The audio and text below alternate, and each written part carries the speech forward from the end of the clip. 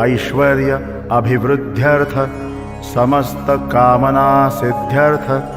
सकल पाप परिहारार्थ सर्वश्री सीतारामचंद्र प्रीत्यर्थ हनुमान वडवानल स्तोत्र मंत्र जप अहं करिष्ये। ओम ह्रां ह्रीं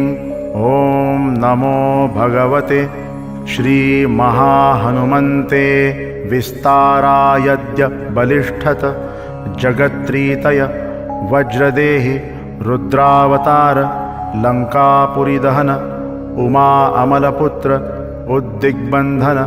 दशशिरकृतान्तक सीताश्वासन वायुपुत्र अंजनीगर्भसम्भूतं